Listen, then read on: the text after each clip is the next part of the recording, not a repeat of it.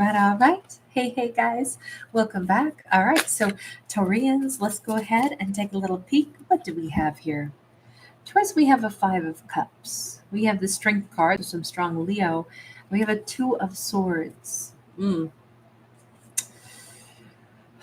Actually, this is weird because we have either somebody who's at odds with themselves saying, I can't possibly approach again. This could be a Libra, Gemini, Aquarius. This could be a water sign, or like I said, it could be a Leo.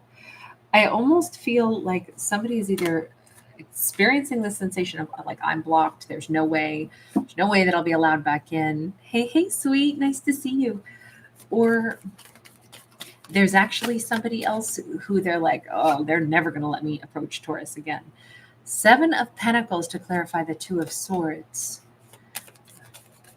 Is time the greatest obstacle? It's weird because time might be the greatest obstacle. Like, it's been way too long. How am I supposed to reach out now?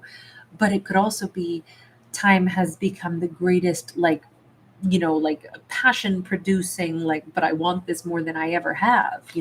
Sometimes what we don't have, what we end up missing, we finally realize, oh my God, this is everything I've ever wanted. Hang on, let me change decks as we tell me about the Five of Cups. Somebody could live in a major city that has a pretty significant river running through it. I mean, that's no small river. This, I don't know, could be almost anywhere in the world. There's not enough landmarks for me to be able to tell. But obviously someplace with at least a bridge, if not multiple bridges, and pretty well established architecture, it looks like. So I would say, oh, to me, this almost looks like Midwestern. So we have a Queen of Wands. Queen of Wands wouldn't normally sit and be in despair.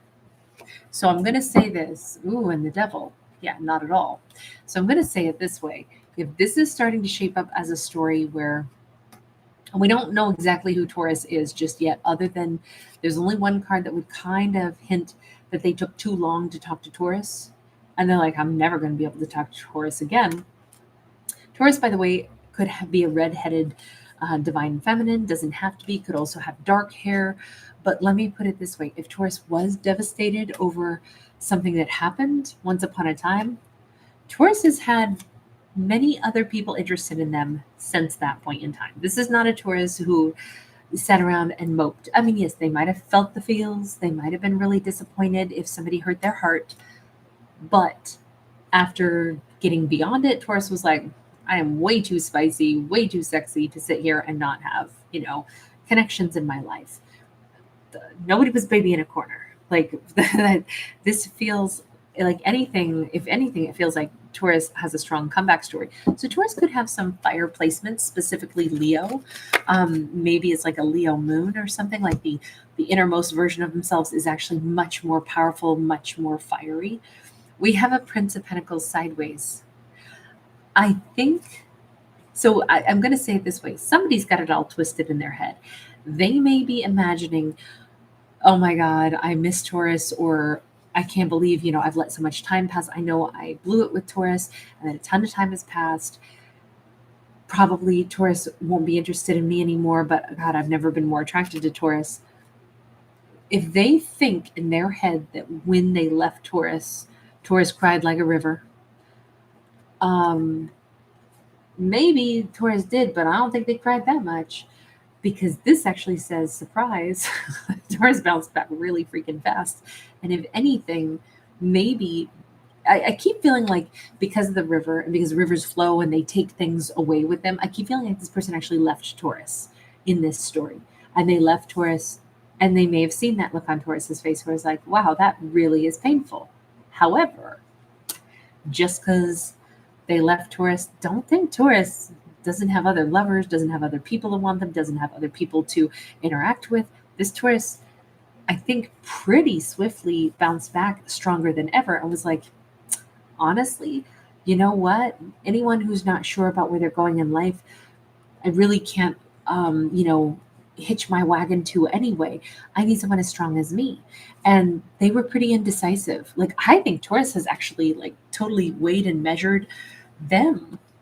Not in a mean way, but just in a straightforward way. Because I I don't think that this person who left Taurus has considered that Taurus bounced back way stronger and way more resiliently than what they had anticipated.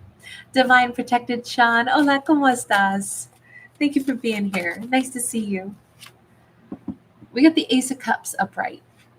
Okay, Ace of Cups upright is, if anything, maybe all they remember is how much Taurus loved them. And that might have been true, but Taurus also loves themselves, and that love for themselves has changed the playing field a bit, right? We've got that butterfly coming out of the cup. And we have all these dolphins up here. And I'm not saying Taurus has been out, hopping in and out of everybody's bed, but let's be honest, Taurus has come across as somebody who looks really, really good. And on this devil card, this is very much like a Beltane festival. This is lots and lots of people, obviously, in a very lusty energy. And the dolphins, usually for me, dolphins signify like terrific conversation, and super intelligent and super fun loving. But dolphins also are one of the few creatures other than us that, mate not just for procreation, but for enjoyment. So all of this we keep building this little profile of a Taurus who is sexy and they know it, clap their hands. This Taurus knows they got it going on. Hi, family account Ivy. So nice to see you. Shout out to you in Arkansas with your fam. Oh, on a farm. That's so awesome. Oh, it sounds beautiful, sweetheart. I am so honored that you brought us with you out under the stars. We got a Four of Cups. This is a card, specifically, this one always speaks of boredom. You can see with her body language. She's sitting there like, oh my God, really? The Four of Cups can be missed opportunities, but in this case, it's like, yeah, you missed out on the opportunity with me. And this is boring, and I don't want to talk about this anymore. Move, next. Please, step aside. You weren't ready. You weren't really sure what you were doing. That's okay. Let roll on with the river. Big wheels keep on turning. Proud Mary keep on burning. Rolling like the river. I just feel like maybe that's a song for this. I'm picturing somebody like belting out good karaoke, having a good old time. I just don't think Taurus's social life has missed a beat. But interestingly enough, we do have someone over here who is stuck in their own head saying it's been too long. And I just don't think that that's the real problem. The real problem is not how long they've been gone. The real problem is not even that they left Taurus in the first place, is that Taurus got over them completely. But maybe that's how this was supposed to go. Let me change decks for a second. Universe, what was the reason for these two to have met in the first place? What was this about? See, the Wanderer or the Fool is here in the reverse, meaning this wasn't probably ever going to be like an all systems go kind of scenario. I get this image in my mind that Taurus is a little bit more adventurous than this person. Taurus may be somebody who would, like, if they hear, fun music, they will, if a car pulls up beside them as they're crossing the street and it's thumping some good music, I could picture this Taurus, kind of getting down just a little bit. I just picture Taurus a little bit more expressive. And I don't think that this person was as expressive as Taurus. So I don't know that there was ever a chance for Taurus to really fall head over heels for them, because it doesn't really feel, Seven of Wands in the reverse. I don't know. Taurus wasn't trying to block it, but we still didn't see that this was something that could have worked so well. I think these are two very different personality types or something.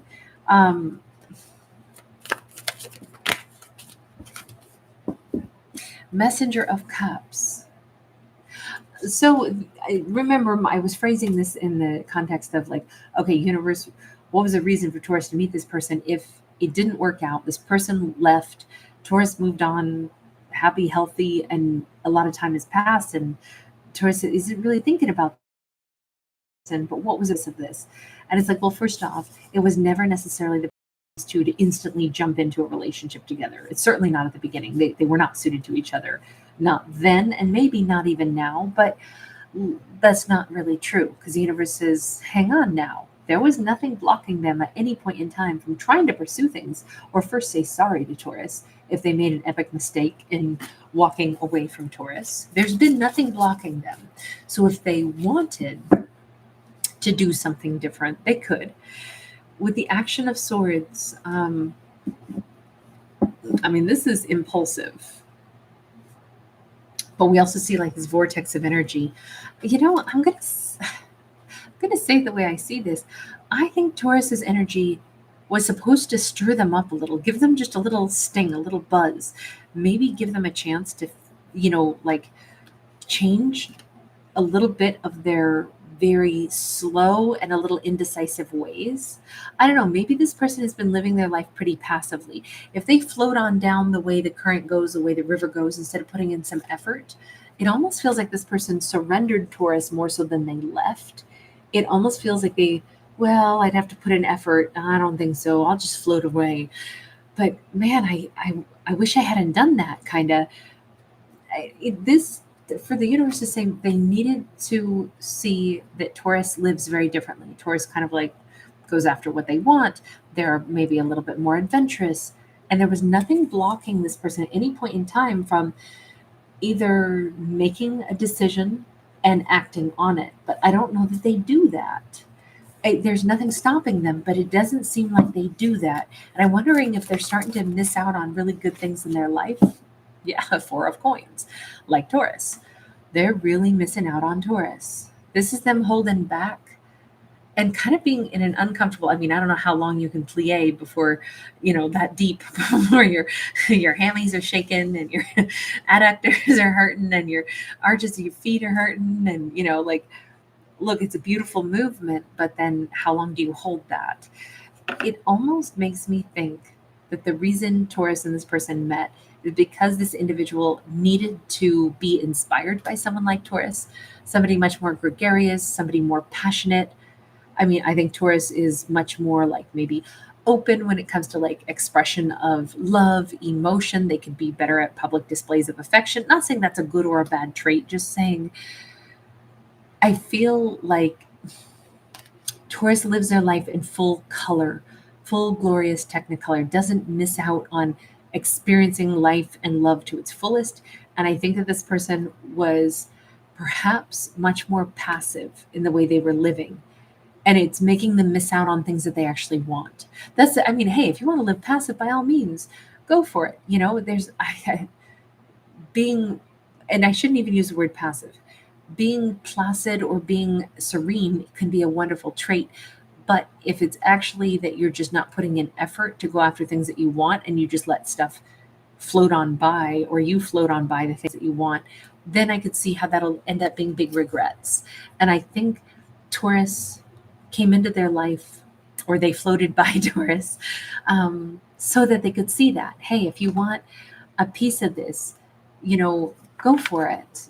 Taurus maybe would have given them an opportunity to step into Taurus's world. Taurus hasn't changed at all. If anything, they've gotten brighter, warmer, more loving. I just don't think that this Taurus apologizes for living their life, and I don't see them as this, like person who would miss out on opportunities that they want. And I definitely feel like this individual that floated on by Taurus, they're the ones still feeling like, I wish I hadn't done that. So we can tell that their behavior didn't make them themselves happy. Okay, so final message on this then. We have got a Five of Swords sideways. They may try to do everything to avoid conflict. And conflict is the worst, right? Everybody hates conflict. Or I think most people hate it. I can't stand it. I don't like it at all. I'll stand up for myself, but I don't want conflict, this feels like maybe they thought all relationships would result in conflict. Sometimes communication is one of those things that it's so easy to get wrong, or it's so easy to create conflict out of absolutely nothing when there isn't any, because language skills, communication, you've got to not only think about what words you use, but then you can't get in the head of the other person and imagine how they're going to hear it. So we all have our own reference point. So communication can get skewed from the speaker or from the listener. And so you got two layers to, like rumple and get it smoothed out again. And I just wonder if they thought relationships always equate with, at some point we'll have conflict. And I just would really much rather avoid all conflict. If that is what this person is doing I'll put it this way. They aren't making their lives easier. If you're going to be in this deep plie and hold it and hold back from everything and everyone that you want because it's better than, yeah, but if I'm in a relationship with anybody, there could be conflict at some point. I would say they're going to cheat themselves out of so many experiences in life because there's no way to avoid all conflict. I think it's good to always prefer resolution and aim for that, but not shy away from the fact that as much as conflict is unpleasant, that's a part of life too. And really, humans are supposed to be able, when there's conflict, to find resolution, kind, polite resolution. And I wonder if this is a skill set they've been dodging because it's really uncomfortable. So they haven't been practicing it. So then it makes them stay away from everything and just be super passive. That's kind of the way this looks. So this is an interesting story because I haven't seen this story before. So that's always kind of, exciting to see something a little bit different. Mastery of coins. This is actually the King of Pentacles. There's our Taurus for the first time ever. Taurus may be a feminine, but come across as like a very grounded, like energized divine masculine. So even if Taurus is feminine, they would still be operating in their masculine energy, which just means the projection energy of the sun. Doesn't matter though. Taurus could be a masculine, also attuned to their feminine energy, right? We're all yin and yang. But this just says Taurus has found a profound sense of like who they are, and that makes them like unafraid of like projecting themselves outward, being more loving, pursuing things that they want. I kind of think this storyline is less about like, oh, people who are supposed to be in a romance, and more that Taurus, like perhaps this is more like a past life thing where Taurus is supposed to help this person like clear some karma in this lifetime and find a way to be less worried about conflict and more grounded even in the face of conflict, and just move on forward and not worry so much about, yeah, but what if there's tough moments. It's like, well, then you'll find the tools to work through the tough moments.